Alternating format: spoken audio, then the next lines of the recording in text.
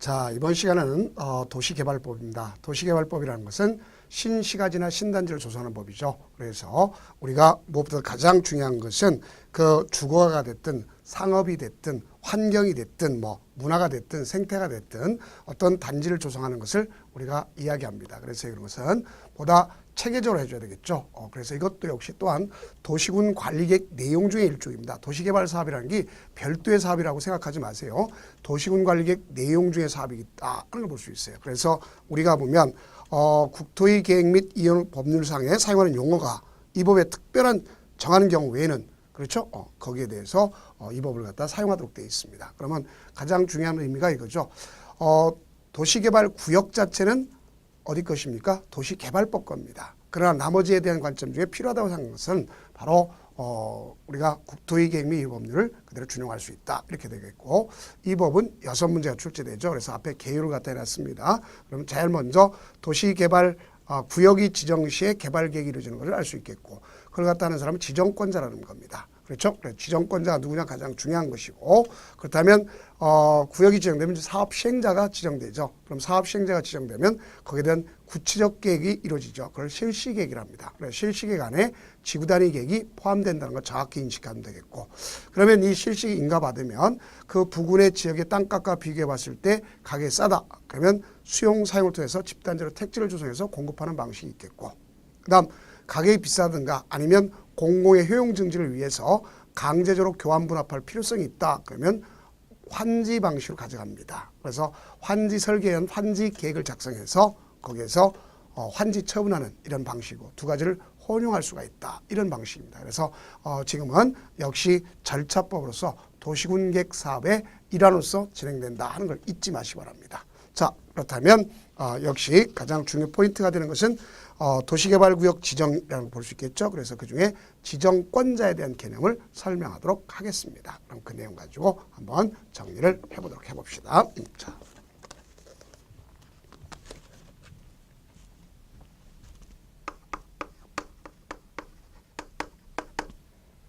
지정권자가 우리가 도시개발법에는 거의 95%가 출제된다 이렇게 볼 수 있습니다.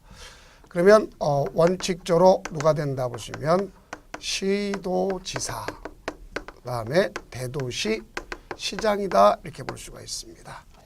그러면 우리가 신도시나 신시가지를 건설할 때 어떤 경우가 있을 수 있냐 이렇게 걸쳐서 이루어질 수도 있다 그런 볼 수 있겠죠. 그럼 이렇게 걸친 경우에서 물류단지를 조성한다든가 이런 경우를 할 수도 있지 않습니까? 산업단지를 조성한다든가 그러면 이럴 경우는 협의를 합니다. 양당사장 간에 시도지사, 대도시장 간에 협의를 해. 그래서 협의를 해서 그래서 정하는 겁니다. 소위 지정을 한다는 볼 수 있습니다. 결론적으로 보면 할자를 정하는 걸 볼 수 있겠죠. 자, 그래서 이렇게 볼 수 있겠죠. 정해서 지정하는 걸 볼 수 있습니다. 이건 다 캔입니다. 그러면 여기에 예외가 있습니다. 그러면 예외적으로 본다면 누가 있느냐? 국토장관이 있죠. 국토교통부 장관. 그래서 국토교통부 장관은 우리가 국책사업과 같은 것을 이루어진다고 볼 수 있겠죠. 그래서 5가지 경우가 있는데 제가 편의상 중국집 천장에 불났다 이렇게 생각하라고 하는 경우도 있습니다. 그런 것은 연상하라는 얘기지 그것만 가지고 죽자고 외우면 안 됩니다. 자, 그러면 우선 제일 먼저 우리가 국가가 필요해서 했다.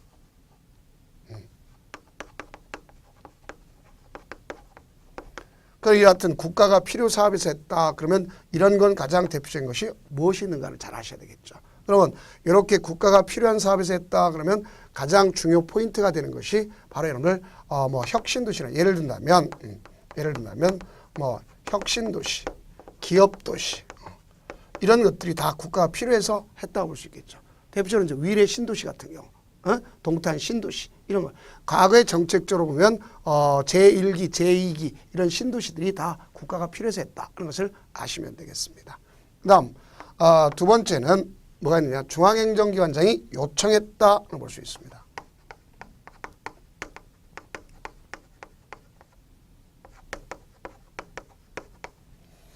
여기서 중요 포인트가 되는 건 요청이다는 걸 아셔야 되겠죠. 요청했다는 얘기죠. 우리 자 예를 들어 교육도시가 필요하다. 그럼 교육도시에 대한 것을 요청할 수 있겠고 또 문화도시가 필요하다. 문화도시. 환경도시가 필요하다. 환경도시. 이런 거에 대해서 결론적으로 보면 요청을 할 수 있습니다. 근데 요청은 이원화되어 있다는 것도 또 우리가 좀 이해해 둘 필요가 있습니다. 그 다음 뭐가 있다고 보시면 기본적으로 자 우리 교재는 이제 중국집 천장풀 이런 형태로 다 정리했지만 이제 법의 의미랑 같은 거니까 순서 무시하고 할 수도 있습니다. 자 그래서 여기다가 중국 그다음에 천재지변 등 긴급한 경우가 있습니다.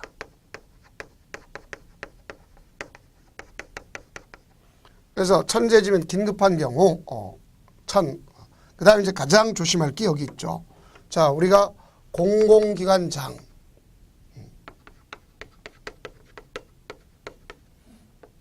자, 공공기관장 하면 누가 있어요?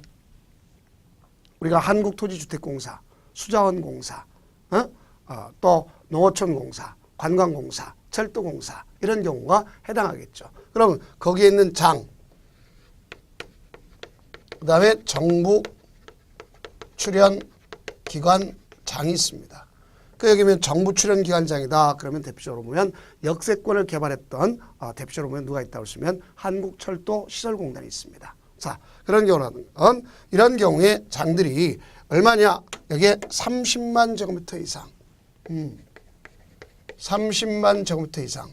자 이렇게 해가지고 뭘 했다 보시면 제한을 합니다. 그 제한을 하는데 자 과거에는 이렇게 제한하면 이 자체가 국토교통부 장관 거였어요. 근데 지금 그렇지 않습니다. 왜 그렇지 않다고 생각하냐면 그 이유가 있어요. 왜 그러냐? 이 내용 중에 가장 중요 포인트가 되는 것이 있다는 걸 아시면 되겠습니다. 뭐가 포인트냐? 여기 보면 국가 계획과 밀접 관련이 있어야 돼. 그래서 이 국가 계획과 밀접 관련이 있어야 됩니다. 그럼 만약에 국가계획과 밀접 관련이 없다 그러면 자 이게 있다면 여기 국토장관한테 가는 건 맞습니다. 근데 만약에 이 말이 없다. 여기 국가계획과 관련된 것이 없다 그러면 오늘날 지방으로 이양했기 때문에 이 자체가 어디로 옮겨가는 거냐 하는 것을 보시면 이렇게 되는 것을 알 수 있습니다. 자 여기 봅시다. 여기 이 자체를 제한을 누구한테 해주느냐 보면 이 사람한테 제한하는 거예요.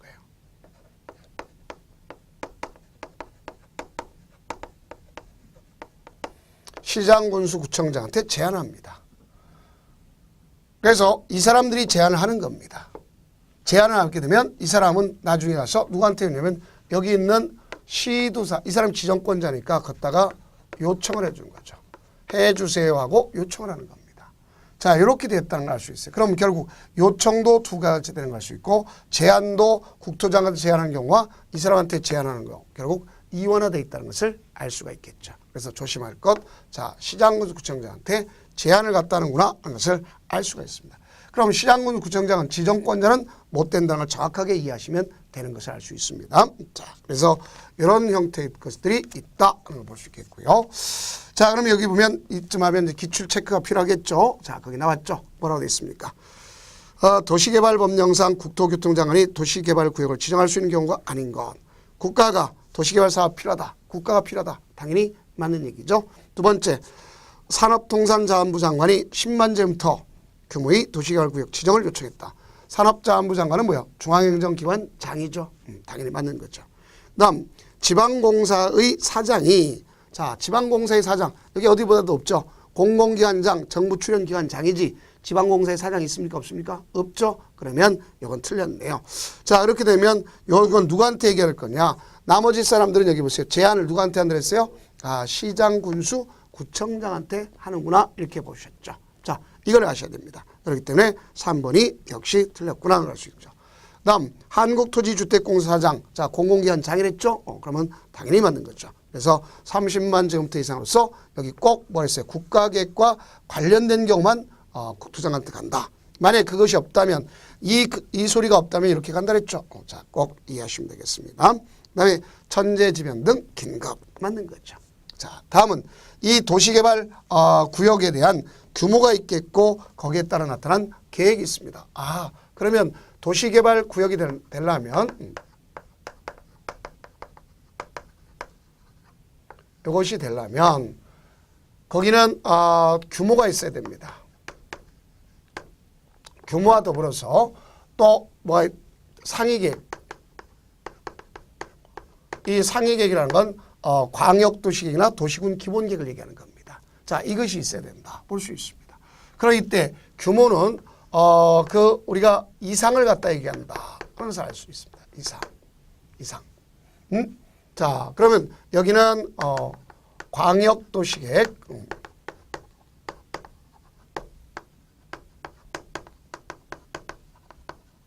요 계획을 갖다 기점을 하겠죠.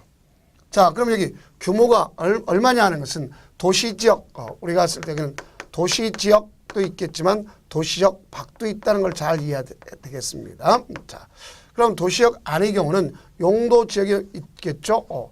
주거지역, 상업지역, 공업지역, 녹지지역. 근데 녹지지역에서 안 되는 게 있습니다. 녹지에 주거도 안 되는 건 보전 녹지는 대상이 될 수가 없습니다. 자, 그러면 이걸 제외하고 공업지역은 얼마냐?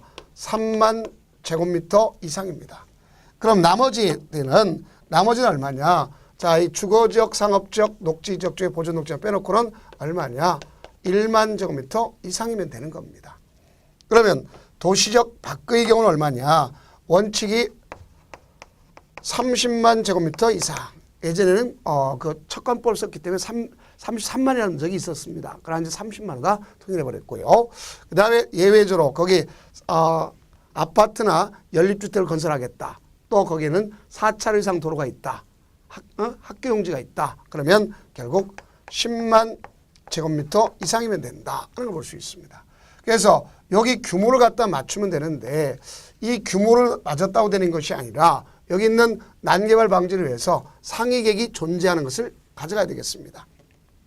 그러면 우리가 대개 주거지역, 상업지역, 공업지역이다 그러면 여기는 이미 시가화라는 건 결국 개발이라는 뜻이잖아요. 그럼 이 개발 용도가 되다 보니까 여기는 이 상위계획이 수립됐냐 안 됐냐 따질 것 없이 이 모집 규모만 맞으면 규모만 이상이면 할 수가 있게끔 되는 겁니다. 여기는요. 그래서 수립 여부. 얘가 수립됐다 안 했다 상관없습니다. 수립과 무관하다. 그러니까 광역도시에 수립됐든 도시군 기본이 수립됐든 안 됐든 규모만 맞으면 무조건 지정할 수 있다는 얘기입니다. 그러나 여기 있는 그 중에서 녹지지역이라든가 이쪽은 난개발이 가장 큰 문제점이잖아. 그렇죠? 그래서 난개발 방지를 위해서 일단은 계획부터 수립하는 겁니다. 계획이 수립돼야 돼. 그러나 이쪽도 유보용도적 개념이 있는 게 있어요. 뭐가 있느냐? 녹지 중에서도 녹지 중에서도 자연 녹지가 있겠고 도시역 바깥에 중에서도 계획관리지역이 있습니다. 자, 여기는 수립과 무관하다는 걸 이해하시면 되겠습니다. 수립 여부와 무관하다 하는 것을 아시면 되겠어요. 그런데 자, 여기 보면 이러한 규모라든가 여기 계획 이 두 가지가 모두가 필요 없는 게 있어요. 왜? 어차피 여기는 개발을 갖다 가져가기 위한 전제조건이 이루어지는 경우 있습니다. 자, 그것이 무엇인고 그래 봤을 때 개국취지 이렇게 외웁시다. 그러면 여기 보면 뭐냐? 가장 되면 개국취지 이렇게 했어요. 그럼 여기 있는 이거는 요게 바로 뭐냐? 우리가 봤을 때 개발진흥지구 어차피 사업할 것 아닙니까? 그렇죠? 정비사업, 조성사업 하는 거죠. 다음 국가 균형 발전을 위해서 이루어지는 경우. 근데 가장 조심할 게 국가 균형 발전을 한다 할지라도 단 여기는 꼭 조심할 게 있어요. 단 안 되는 데가 있다. 단 안 되는 데가 어디냐? 자, 이걸 명심해야 되겠죠. 자연환경 보전지역은 안 된다 하는 걸 꼭 이해하시면 되겠습니다. 무슨 지역? 자연환경 보전지역은 안 된다 이렇게 볼 수 있습니다. 그 다음 나아가서 여기에 보면 이제 취락지구라는 것이 있음을 알 수 있습니다. 무슨 지구? 취락지구. 취락을 정비하기 위한 취락지구, 취락정비. 그 다음에 나가서 지구단위 계획구역 및 지구단위 계획에 대한 이런 경우는 어차피 적극적 사업을 위해서 이루어진 거니까 규모 따질 필요 없고 계획 따질 필요 없어요. 자기들의 규모에 나름대로 자기 규모에 따라서 자기 사업을 하니까 이것은 그럴 필요가 없다 이렇게 볼 수 있어요. 그러면 만약에 그래서 농림지역이다 그러면 원래 30만 제곱미터 이상이어야 되겠죠. 근데 거기다가 만약에 산업유통개발진흥지구가 됐다. 그러면 계획 수립 여부도 필요 없겠고 규모도 30만이 아닌 20만도 되고 10만도 되고 될 수 있다는 얘기죠. 자기가 합치만 되면 된다 이렇게 보시면 되겠습니다. 그런 의미의 것이 있다 알 수 있습니다. 그래서 그걸 갖다 배제란 말 썼던 것을 알 수 있겠죠. 자, 그러면 이쯤 하면 이제 지정이라고 하는 것도 있겠고, 지정할 때 요청도 있고 제한도 있다는 걸 배웠지 않습니까? 그죠? 자, 그러면 그 내용에 대한 의미를 한번 보시면 되겠죠. 자, 그 4번에 보면 지정, 제한과 요청이 있다 이렇게 돼 있지 않습니까? 그럼 우리는 이 지정, 제한과 요청이라고 했을 때 이들의 관계는 어떻게 정리를 해줘야 될 것인가 하는 걸 봐줘야 되겠죠. 그러면 우선 지정과 하는데 제한이 있고 요청이 있다 그랬습니다. 자, 이원화되어 있어요. 이원화되어 있는 건 굳이 다시 얘기할 필요는 없겠죠. 앞에서 국토장관한테 요청하는 경우도 있고 시장군수구청장한테 요청하는 경우도 있다. 그러면 틀렸죠. 시장군수구청장이 시수한테 요청하는 경우가 있습니다. 알겠죠? 그럼 제한은 국토장관에 제한하는 경우 있고 자, 시장군수구청장에 제한하는 경우가 있습니다. 그래서 그렇게 되면 이 중에 가장 중요한 것은 다른 것 때문에 가져갈 것이 아니라 바로 누가 있다고 쓰면 여기 시행자 중에 일원화시켜서 시행자가 있는데 시행자 중에서 제한을 합니다. 누구한테? 국토장관 말고 시장군수 구청장한테 제한한다. 이때 이 시장군수 구청장한테 제한을 하는데 제한 자체를 처음부터 할 필요가 없는 애가 있습니다. 왜? 얘보다 상위 조직 있죠. 상위 조직이 누가 있습니까? 국가가 있겠죠. 또 지방자치단체가 있잖아요. 국가는 국토장관이 직접 지정하면 되겠죠. 그 다음에 지방자치단체는 가서 시도지사, 대도시장이 직접 지정하면 되겠죠. 그러면 제한할 필요가 없습니다. 그 다음에 이제 가장 조심할 것이 누구냐. 여기에 조합이구나 하는 걸 알 수 있어요. 조합은 제가 주석을 달아놨습니다. 조합이라고 하는 경우는 도시개발구역이 지정돼야 거기에 있는 토지 소유가 모여서 조합이 되는 거지 않습니까? 그러나 미리 한다면 소위 조합을 만들 수 있겠지만 부실화 우려 때문에 조합을 미리 법에서 차단시켰다고 생각하시면 됩니다. 그래서 이 세 가지 경우는 제한할 수가 없도록 이렇게 되어 있습니다. 자, 그러면 이때 이 제한을 하면서 가져가게 되면 여기 있는 이 시장군수구청장은 요청을 하겠죠. 누구한테? 지정권자인 시도지사한테. 대도시장은 할 필요가 없겠죠. 그러면 여기 보면 이 요청할 때 이 사람 요청하기 전에 가서 도시계획위원회 자문을 할 수 있는 거죠. 자문을 해야 하는 게 할 수 있다 이렇게 보시면 되겠습니다. 자, 그러면 이 중에 제안할 때 이 사람 중에서 제안하는 사람들이 이 사람을 제외하고 이 사람을 제외한 나머지 누가 있느냐. 공공기관이 있겠고 그 다음 민간기관 있지 않습니까? 그 우리가 여기 공공기관과 민간기관인데 공공 필요 없지만 민간은 자 조합을 제외한 민간은 일정한 동의 요건을 갖춰야 된다는 걸 이해하시면 되겠죠. 무슨 요건? 동의 요건을 갖춰야 되는구나 하는 걸 알 수 있습니다. 그 이 동의 요건은 우리가 주어졌을 때 기본적으로 얼마나 될 것이냐 아셔야죠. 그래서 토지 면적의 3분의 2 이상 토지 면적 3분의 2 이상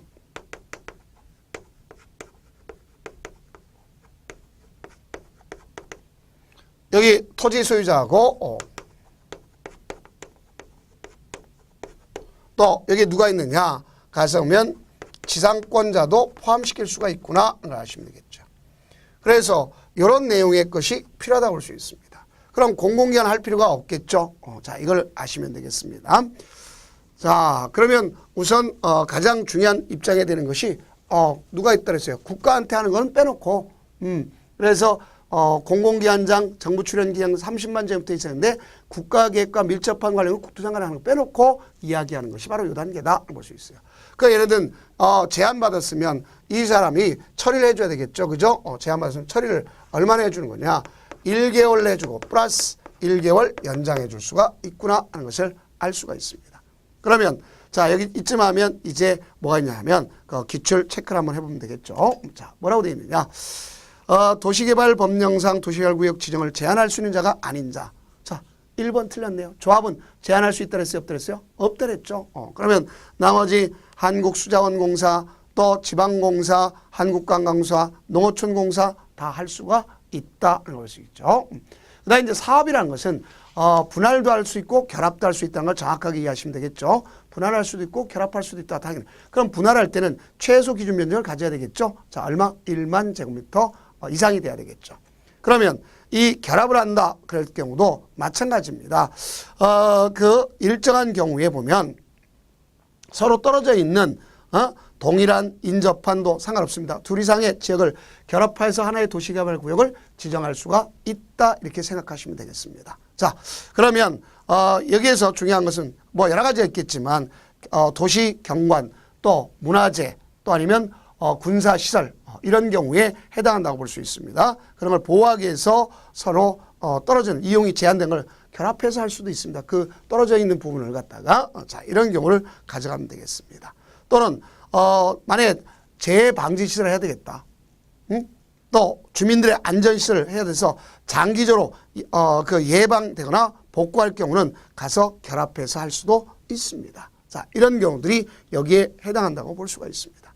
그러면 이때 제한할 때도 동의 요건을 했다면 똑같이 제한할 때도 동의 요건을 3분의 1을 가져가는 거예요. 이렇게 볼 수 있겠고 또한 자 우선 개발하겠다. 그러면 결합 개발 방식으로 적용할 경우에 가서 우선 개발해야 되는 건 특성상 우리가 기본적으로 지정권자가 다르게 정할 수 있습니다. 거기를 갖다가 자 나머지는 다 필요 없겠고요. 절차를 봅시다. 이걸 지정하는 절차는 꼭 필요할 필요 없겠지만 뭐 있어요? 기초조사. 기초조사는 자 중요한 것이 있겠죠. can 할 수 있다 그랬죠. 조사 측량할 수 있다. 왜 조사 측량할 수 있느냐 하는 걸 잘 아셔야 되겠죠. 자 앞서 얘기했다면 여기 부분을 잠깐 보시면 되겠죠. 광역도시나 도시군 기본계획이 수립되었다. 그럼 이미 자 광역도시나 도시군 기본계획은 필수적으로 이미 뭐 하도록 돼 있어요? 기초조사를 반드시 하도록 돼 있습니다. 그럼 기초했다면 굳이 또 다시 할 필요가 있어요? 없어요? 없죠. 그런데 자 여기 계획이 수립되지 않은 것도 가능한 무관하다 그랬잖아요. 그러면 수립되지 않았다면 결국 기초조사를 갖다 해야 되겠죠. 누가 하겠어요? 여기 있는 이걸 해주는 사람이 하겠습니까? 아니죠. 시행자 또는 시행자가 대리는 자가 할 수 있는 거 아닙니까? 그렇게 정리하면 되겠습니다. 자, 그다음에 두 번째는 의견을 들어야 되겠죠. 의견 청취는 공람 또는 공청회라고 되어 있습니다. 그러나 이 중에서 공람을 한다 그러면 우리가 봤을 때 일간신문 홈페이지에 하는 걸 원칙으로 합니다. 근데 그 규모가 10만 점부터 미만이다 그러면 일간신문에 할 필요 없겠고 홈페이지에만 하는 것을 알 수가 있습니다. 자, 또 하나 규모가 100만 점부터 이상이다 그러면 공람 후 공청회 필수적 절차입니다. 그래서 공람 후 공청회가 필요하다 하는 것을 아시면 되겠죠. 다음 우리가 이제 중요한 것 중에서 공청회를 해야 되는데 나의 기책 사유 없이 2회 이상 하지 못했다. 그럴 경우는 역시 생략할 수가 있도록 되어 있습니다. 자, 다음은 협의 또는 심의란 절차가 있습니다. 그러면 협의 심의. 자, 협의라는 겁니다. 관계 행정기관장, 관계 중앙행정기관장과 협의를 해야 되는데 단 시도사가 누구한테 하는 경우도 있어요? 국토교통부 장관하고 하는 경우 있어요. 그럼 왜 국토교통부가 해야 되느냐? 그 이유가 국가계획과 관련됐다든가 아니면 규모가 우리가 봤을 때 100만 제곱미터 이상이다. 그러면 국토장관과 협의입니다. 그럼 시험 문제는 승인이라고 나올 거예요. 왜 승인이 나오냐? 과거에는 이행하기 전까지는 승인받도록 돼 있어요. 너 규모 크지? 나한테 승인받아. 이렇게 했었습니다. 근데 지금은 그렇지 않다는 것을 여러분들 인식하면 이게 어떻게 정리되는지를 정확하게 이해할 수 있지 않습니까? 자, 그래서 이와 같은 경우를 우리가 정리해 주면 되겠고 그럼 지정했으면 그 내용을 뭐 하도록 돼 있다? 고시하도록 돼 있다 하는 걸 볼 수 있습니다. 그러면 고시했으면 그 내용을 가지고 다시 뭐 하도록 돼 있어요? 송부해 주겠죠. 그래서 송부해 주면 이를 지정권자가 누굴 통해서 송부해 줄 거냐? 가서 밑에 있는 하부 조직한테 송부해 주죠. 그러면 시장 군수구청장이 공람을 시키게 하는 거예요. 일반인한테. 며칠 이상? 14일 이상 이렇게 됩니다. 그럼 이와 같이 도시개발구역이 이제 지정됐지 않습니까? 자, 그럼 다시 한번 그림을 한번 그리면서 설명을 해봅시다. 이 지역이 이런 형태가 될 수도 있죠. 자, 이미 기존에 도시지역에서 신시가지를 건설할 수도 있어요. 그러나 용도가 자, 여기가 만약에서 관리지역일 수도 있겠고 그냥 편의상 자연환경 보전 집어넣지 맙시다. 왜냐하면 또 논란의 대상이 되니까. 그러면 여기가 농림지역이 있을 수 있지 않습니까? 그럼 여기 만약에 이 관리지역 안에 지구단위 계획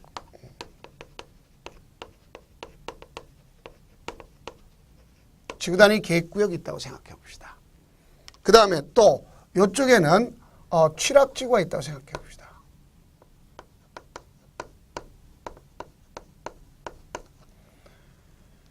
여기는 이미 도시적 바깥에서 개발을 위한 거고 여기도 취락을 정비한 위한 곳이었잖아요. 그죠? 그런데 여기 전체를 갖다가 이렇게 하면서 신도시, 신시가지를 건설했다고 생각해 봅시다. 그 여기는 당연히 도시역이라는 건 당연히 알고 있겠죠. 그러나 지금 여기 있는 이 지역은 제가 지금 빗금친 이 지역은 당연히 무슨 지역이 되겠죠? 도시 지역으로 의제가 되겠지. 그렇죠? 의제. 도시에 의제됩니다. 그럼 도시역이 됐으면 개발이 돼야 될 거 아닙니까? 그러면 지구단위 계획구역, 지구단위 계획구역이 의제되는 게 원칙이지만 자 여기는 이미 지구단위 계획구역이지 않습니까? 그렇죠? 이미 지구단위 계획구역이 됐기 때문에 의제될 일이 있어요? 없어요? 없죠. 여기는. 의제될 일이 없죠. 다음 취락지구도 역시 마찬가지로 의제될 일이 없습니다. 이걸 조심하면 됩니다. 자, 그럼 이렇게 하면 여기는 이렇게 되는 것을 알 수 있고 여기에 맞는 이 지역도면은 사업 시행 기한 또한 작성하면 되는 것을 알 수가 있겠죠. 자, 그러면 이제 여기는 이 지역은 사업이잖아요. 그죠? 이 도시개발 구역이라는 건 이 지역이라는 건 도시개발 사업, 소위 도시개발 사업, 소위 도시군 계획 사업이잖아요. 이걸 시행을 위한 거니까 이게 공적 사업이잖아요. 그래서 이 공적 사업을 위해서 사적 개발 원칙적으로 개발 행위는 해야 됩니까? 하지 말아야 되겠습니까? 하지 말아야 되겠죠. 그래서 개발 행위 자체가 일단은 금지돼야 되겠죠. 몇 가지. 우리가 국토계획법에 있는 국토계획법상에는 5가지. 자, 그것뿐만 아니라 플러스 왜? 국토계획법 5가지 뭐죠? 건축물의 건축, 공작물의 설치, 토지형질 변경, 토속 채취, 토지 분할, 물건을 쌓아놓는 행위다. 이런 걸 볼 수 있겠죠. 그래서 이런 경우는 결론적으로 금지가 됩니다. 그것뿐만 아니라 여기에 중목의 벌채식재,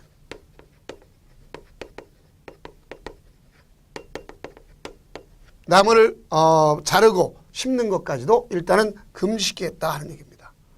그럼 만약에 이렇게 금지된 걸 갖다가 해야 되겠다. 그럼 공적사업에 지장이 없는 범위에서 해야 된다면 의견을 들어봐야 되겠죠. 의견 듣고서 그 다음에 가서 허가해 주겠죠. 누가? 특광자 시장군수한테 허가받는 지정권자가 아닙니다. 그래서 이렇게 허가를 받습니다. 그럼 이 허가를 받는데 허가 없이도 가능한 경우 있어요. 경미한 거는 허가 없이 그냥 할 수가 있는 것을 알 수 있어요. 그래서 이 경미한 내용, 대통령이 정한 경미한 내용이 가장 중요한 것이고 여기 경미한 건 정리를 꼭 해줘야 되겠죠. 그래서 가장 대표적으로 본다면 여러분이 어떤 경우가 경미하다고 볼 수 있습니까? 재해복구, 재난수문 그냥 하는 겁니다. 아셨죠? 그래서 재해복구, 재난수 그냥 하는 거죠. 자, 그거 꼭 아셔야 되겠고 또 두 번째는 농림수산물에 이용하기 위한 간이 공작물의 설치 같은 거. 우리가 퇴비사라든가 잠실이라든가 이런 걸 설치하겠다. 그냥 합니다. 네, 경작을 위한 경우는 그냥 하는 건 볼 수 있겠죠. 또 자연환경을 훼손하지 않는 범위 내에서 토속 채취를 하겠다. 또 기존에 존치하지 않은 대상 지역에서 물건을 쌓아놓는 행위는 그냥 할 수 있습니다. 또 관상용 종목의 임식제도 그냥 할 수가 있어요. 근데 이제 문제는 바로 뭐냐. 아무리 관상용 종목일지라도 어디다가 경작지에다 심게 되면 뭔가 좀 노림수가 있겠죠. 그러니까 그거는 제외다 이렇게 보시면 되겠습니다. 자, 그런 경우가 여기에 해당하는 것을 꼭 인지를 해둘 필요가 있다 하는 것을 아시면 되겠습니다. 그 다음에 또 하나는 자 여기 보면 뭐가 있느냐. 기득권 이미 금지가 되어 있기 때문에 기득권은 뭐 해줘야 될까죠? 존중해 줘야 되겠죠. 그러니까 우리가 이 기득권 존중해 준다 그랬죠. 자, 우리가 국토계획법엔 기득권 존중 어떻게 했습니까? 그냥 하는 것이 원칙이지만 용도 지역 지구가 지정되면 다만 수시는 3개월 내에 신고한다고 돼 있죠. 그렇죠? 그럼 여기 기득권 존중 존중해 준다 돼 있습니다. 근데 여기는 기득권 존중하더라도 이미 되었기 때문에 사업의 지장을 초래하지 않기 때문에 30일 내에 가서 신고해 줘야 기득권이 존중된다는 걸 알 수가 있습니다. 기득권 존중. 자, 이렇게 되겠죠. 바로 요 내용 자체가 바로 행위 제한에서 가장 중추적 역할을 하는 것이구나 하는 것을 아시면 되겠죠. 그래서 그러한 내용 자체가 여러분들 교재에도 역시 마찬가지로 언급이 되어 있다는 것을 알 수 있겠죠. 그래서 여러분 교재 그 7번에 보면 바로 도시개발구역의 지정 효과 되어 있지 않습니까? 자, 이쯤 하면 이제 문제를 갖다 풀어볼 필요가 있겠죠. 기출 체크. 자, 보면 도시개발법령상 도시개발구역 안에 특광, 시장, 군수의 허가를 받아야 하는 행위는 그렇습니다. 자, 그러나 가로 열고 국토의 계획 법령상 개발행 허가 대상이 아닌, 거기서 개발행 허가 받았다면 받을 필요 없지 않습니까? 그래서 여기서 받았으면 받은 거로 봐야 되겠죠. 그러면 농림수산물의 생산에 직접 이용되는 것으로 비닐하우스 설치. 자, 그냥 한다고 했죠? 어디에 속한다고 했어요? 경미한 거 분명히 하시면 되겠죠. 네, 두 번째 경작을 위한 투쟁을 그냥 할 수 있더랬죠. 네, 세 번째 도시개발구역의 개발에 지장을 주지 아니한 자연경관 손상하지 아니한 범위 내에서 토속 채취 그냥 할 수 있죠. 그 다음 나아가서 도시개발구역 안에 존치하기로 결정된 대지 안에 물건을 쌓아놓은 행위도 그냥 하는 것을 볼 수 있겠죠. 그 다음 토속 채취 어떻게 합니까? 이건 받아야 되겠죠. 허가 받아야 되겠죠. 자, 이래서 정답이 되는 겁니다. 자, 다음은 이제 도시개발구역이 지정됐다가 뭐가 될 수도 있어요. 해제될 수 있죠. 자, 해제되는 경우를 이렇게 한번 우리가 나름대로 정리를 한번 해보자는 얘기입니다. 그래서 이 도시개발구역 자체가 지정됐다가 해제되면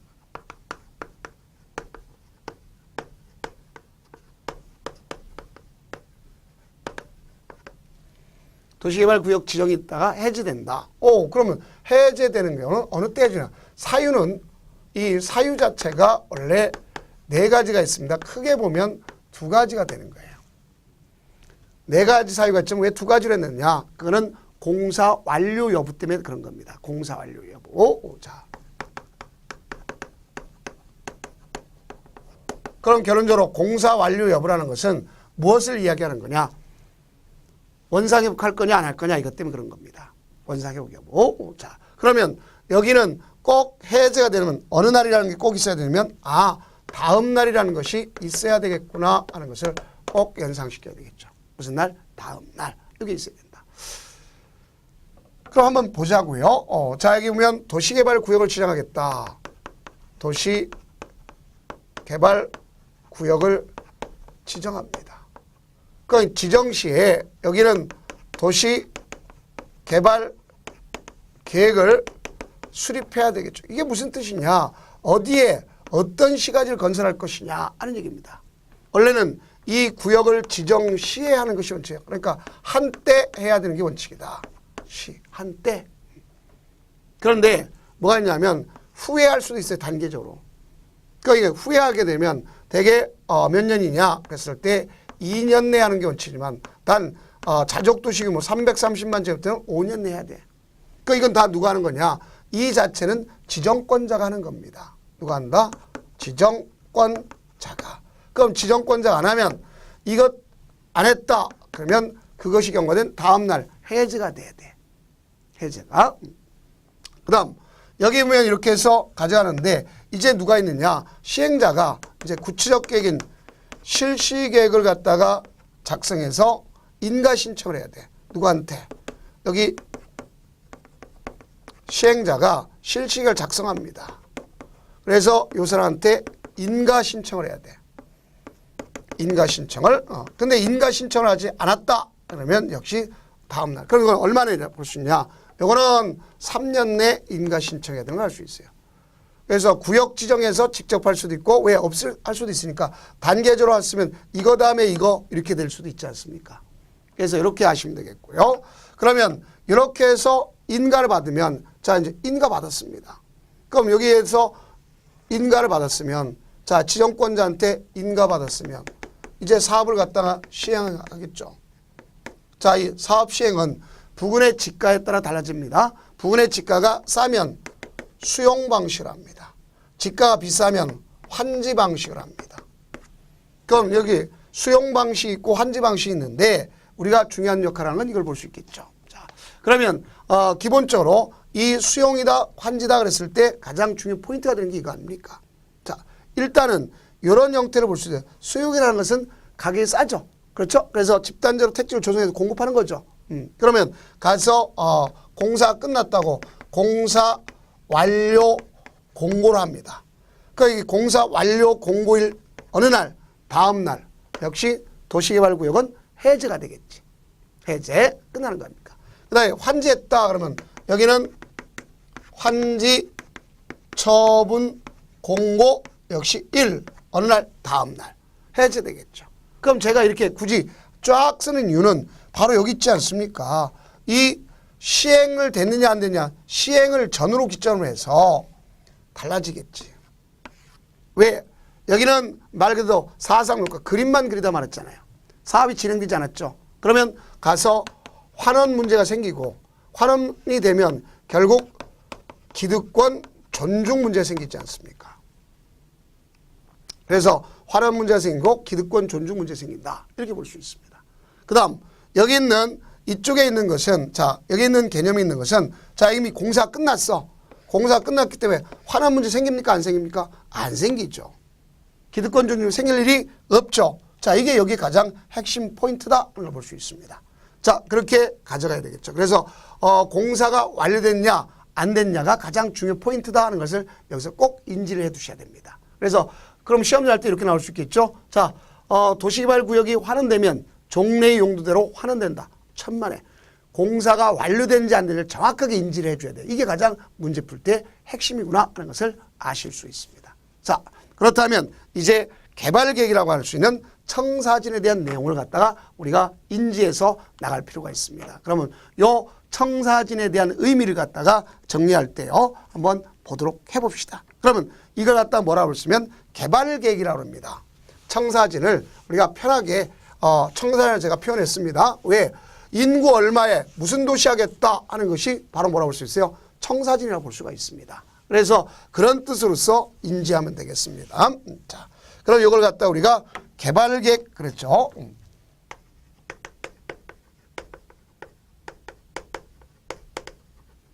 도시개발계획. 그럼을 뭐라고 얘기할 수 있다? 청사진 그래 볼 수 있습니다. 이건 누가 한다 했어요? 지정권자가 한다 했죠. 그럼 여기는 가장 중요한 수립 시기가 중요한 거죠. 그래서 수립 시기는 앞서 얘기했습니다. 여기 도시개발구역을 지정하는 때 바로 계획이 나와야 되겠죠. 인구 얼마에 무슨 도시가 돼야 될 거다. 그런데 여기 보면 예외가 있습니다. 예외가 구역이 지정돼야만 나중에 할 수 있는 것. 한마디로 정책적인 경우입니다. 또는 우리가 가장 중요한 투기를 억제하기 위해서 하는 것이라고 볼 수 있습니다. 그래서 후에 하는 경우 있다. 이 지정하는 때야 되지만 그 지정한 후에 하는 경우가 있다 볼 수 있겠죠. 그래서 이걸 우리가 뭐라고 그러냐. 편하게 외울 때 공, 자, 생, 균, 외, 주 이렇게 합니다. 이게 무슨 소리냐. 공모에 선정했다. 공개 모집. 그럼 공개 모집하려면 적어도 모집 기간을 90일 이상 둬야 되는 것을 알 수가 있습니다. 그래서 그 같은 경우가 이런 거에 해당할 수 있어요. 다음 자연 녹지, 생산 녹지지만 30% 이하야 된다는 걸 알 수 있어요. 다음 국가 균형 발전인데 제가 분명히 조심하랬죠. 국가 균형 발전인 경우는 어디를 안 된다 했어요? 자연 환경 보전 지역은 죽어도 안 된다 그랬죠. 다음 도시지역 외. 여기는 이게 무슨 뜻이냐 꼭 아셔야 되겠죠. 여기 보면 도시개발구역 전체에 비해서 여기 주거지역, 상업지역, 공업지역 합치가 이게 합친 것이 전체 30% 이하다. 그럼 70%가 어떻게 발전하는지 두고 봐야 될 거 아닙니까? 그렇죠? 이런 얘기가 되는 겁니다. 그래서 이게 여러 차례 출제됐죠. 그러면 한번 정리해보면 그 기출 체크를 보면 나왔네요. 도시개발법령상 도시개발구역을 지정한 후에 개발계획을 수립할 수 있는 경우가 아닌 것. 개발계획의 공무 당연히 맞겠죠. 그 다음 자연녹지 지역에서 도시개발구역을 지정한다. 자연녹지 맞죠. 도시역 외에서 하겠다. 맞죠. 그 다음에 국가균형발전인데 뭐 때문에 틀렸어요? 상업적이 아니라 자, 당연히 되겠죠. 사무적에서는. 그러나 어떤 경우가 안 된다 그랬어요? 자연환경 문제는 안 되겠죠. 당연히 맞는 얘기죠. 그 다음 5번에 보면 해당 도시개발구역에 포함된 주거지역의 전체 도시개발구역 지정면적이 몇 퍼센트? 자, 30% 이하다 이렇게 있지 않습니까? 자, 이걸 꼭 좀 정리를 해둘 필요가 있는 것이다 하는 것을 알 수가 있습니다. 그러면 이와 같이 그 수립 시기가 공모에 의한 경우도 있고 이렇게 단계적으로 가는 경우도 있다 그랬습니다. 자, 그러면 이때 이제 그 뒤에 있는 동의자 수를 갖다 한번 보도록 해봅시다. 전관료. 자, 보세요. 우리가 수용 방식과 환지 방식이 있는데 수용 방식한테 주민들한테 물어보고 내쫓입니까? 생각해 보세요, 여러분들. 그건 아니죠. 그러니까 원주민이 살고 있으면 원주민한테 여기 무슨 도시가 됐으면 좋겠습니까? 물어봐야 되겠죠. 그래서 전부환지 방식을 할 경우에 주민들한테 물어볼 수 있어요. 면적의 3분의 2, 총수의 2분의 1. 이때 면적 산정할 때는 국공유지도 포함시키는 겁니다. 그러나 사유지부터 동의를 얻고 나머지 국공유지를 부족할 경우에 포함시키는 것이다 하는 것도 여러분들이 인식해 주면 되는 것을 알 수가 있습니다. 그 다음 개발계획의 내용이 있습니다. 그 개발계획 내용이 보게 되면 원래 여러 가지가 있습니다. 그래서 그걸 다 외우지 마시고 그중에 중요한 부분이 있죠. 구역 지정 후 포함되는 내용을 정확히 인식하면 되겠습니다. 그래서 제가 갖다가 뭘 해놨습니까? 별표 표시를 했죠. 163페이지에다. 그래서 도시개발구역 지정 후에 개발계획 포함시킨다. 그래서 이걸 갖다 외울 때 편하게 외우라고 순서로 했어요. 임단은 빡세게 한다. 자, 임금 협상 빡세게 하죠. 안 되면 이것까지 하잖아요. 그러니까 결국 임대주택 건설계획 등 세입자 주거 안정 대책. 구역이 지정돼야 거기 세입자가 몇 명 사는지 알 수 있고 그들의 대책을 할 수 있지 않습니까? 그다음 순환 개발하게 되면 단계별 해야 되겠죠. 그럼 구역이 지정돼야 면적이 얼마였더라. 예를 들어 1,300만 그러면 예를 들어 고덕신도가 1,300만이랍니다. 하루아침에 할 수 있어요? 없어요? 없죠? 단계를 추진해야 되겠죠? 그래서 임단은 도시개발구역과 기존에 있는 도시를 연결을 시켜야 되겠죠. 연결시키는 뭐예요? 기반시설 설치해야 되겠죠. 바깥에 기반시설 설치 비용 부담 계획. 도시개발구역이 지정돼야 세부 목록이 나올 거 아닙니까? 누구 땅 안 들어가고 누구 땅은 들어가지 않는다는 게 나오겠죠. 이런 걸 갖다 조심해야 되겠죠. 그래서 이런 거고 그 안에 들어가지 않는 건 지구단위 계획은 들어가지 않는다는 걸 아셔야 되겠죠. 그러면 이쯤 하면 역시 아셔야 되겠네요. 기출 체크가 있겠죠. 자, 도시개발법령상 도시개발구역 지정 후 개발계획에 포함시킬 수 있는 사항은 그랬습니다. 자, 임단은 빡세게 이걸 딱 찾으면 되겠죠. 그럼 딱 눈에 나오네요. 도시개발구역 밖에 지역에 기반시설을 설치하는 경우 그 시설의 설치에 필요한 비용부담 계획 되겠죠. 그 다음 여기 계획은 개발계획은 청사진이죠. 상위계획인 뭐가 있어야 돼요? 광역도시의 도시군 기본계획에 부합돼야 된다는 걸 알 수 있고 기준은 국토장관이 정합니다. 자, 여기에 자족도시 규모가 있겠죠. 자족. 스스로 뭘 할 수 있어요. 거기서 주거, 생산, 교육, 유통, 위락 기능을 담당하는 걸 자족도시라 했죠. 330만 이 정도 됩니다. 그러면 이쯤 하면 마지막 정리하고 이제 끝내도록 하겠습니다. 기출 체크. 도시개발법령상 도시개발구역 지정과 개발계획에 관한 설명 틀린 것 그랬습니다. 1번 지정권자는 도시개발사업을 효율적으로 추진 위하여 필요하다고 인정한 떨어진 경우도 결합해서 할 수도 있지 않습니까? 그렇죠? 그래서 하나로 할 수 있겠고. 다음 2번 도시개발구역을 둘 이상의 사업구역에 분할하는 경우 분할 후 사업 지구의 면적은 1만 제곱미터 이상 각각 돼야 되겠죠. 다음 세입자의 주거안정대책에 관한 사항은 도시개발구역 지정 후에 개발계획 내용에 포함시킬 수 있다. 맞죠? 임단은 빡세게. 다음 지정권자는 도시개발사업 환지 방식의 시행 개발계획 수립하는 시행자가 지방자치. 자, 아무리 해도 국가 지방자치는 동의 얻는 것이 없습니다. 알겠죠? 그래서 여담사가 깡패라고 우스갯소리 얘기했지 않습니까? 꼭 나쁜 뜻으로 받아들이지 말고 그렇게 우리 수험생을 위한 표현이지 나쁜 뜻 표현이 아닙니다. 정확히 하세요. 그래서 4번이 틀렸네요. 다음 도시군 기본계획이 수립되어 있는 지역에 대해서 개발계획 수립하면 방위 상위계획에 맞도록 해야 되겠죠. 자, 이렇게 됩니다. 그러면 이렇게 돼서 정답은 4번이고 자, 이제 다음 강좌는 시행자 또 실시계획 시행 방식에 대해서 나가도록 하겠습니다.